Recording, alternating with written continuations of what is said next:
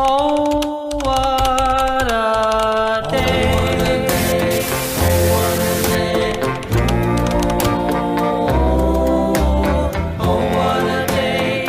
Oh, what a day when we fell in love.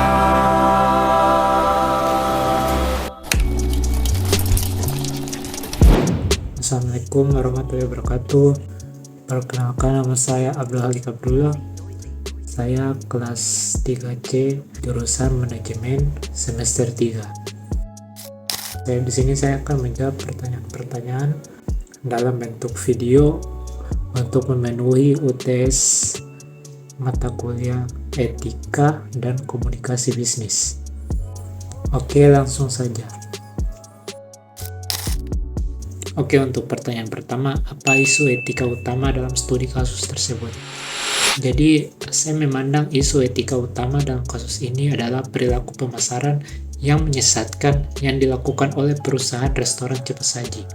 Klaim lebih sehat yang tidak akurat mengenai produk baru mereka jelas merupakan bentuk pelanggaran etika dalam berbisnis. Lanjut, untuk pertanyaan kedua, bagaimana tindakan perusahaan tersebut melanggar norma sosial dan harapan konsumen? Bagi saya, tindakan perusahaan ini jelas melanggar norma-norma sosial yang menekankan pentingnya kejujuran, transparansi, dan perlindungan konsumen. Konsumen seharusnya dapat mempercayai informasi yang diberikan perusahaan. Namun, dalam kasus ini, perusahaan telah mengecewakan harapan konsumen akan produk yang sehat dan berkualitas. Next, pertanyaan ketiga, dari perspektif utilitarian, bagaimana perusahaan dapat membenarkan tindakannya? Oke, meskipun dari sudut pandang utilitarian, perusahaan mungkin dapat beralasan bahwa tindakan mereka akan meningkatkan penjualan dan laba.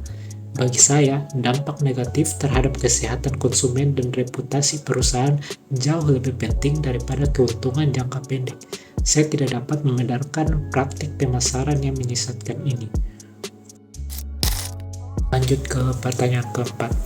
Apa konsekuensi potensial dari kampanye pemasaran perusahaan yang menyesatkan? Oke, jadi saya khawatir konsekuensi yang mungkin timbul seperti publisitas negatif, tuntutan hukum, kehilangan kepercayaan konsumen, dan penurunan reputasi perusahaan dalam jangka panjang dapat sangat merugikan bisnis ini. Praktik pemasaran yang tidak etis pada akhirnya tidak akan menguntungkan perusahaan. Oke, masuk ke pertanyaan kelima. Bagaimana perusahaan dapat menghindari dilema etika ini? Jadi menurut pandangan saya, perusahaan dapat menghindari dilema etika ini dengan memprioritaskan transparansi dan kejujuran dalam komunikasi bisnisnya.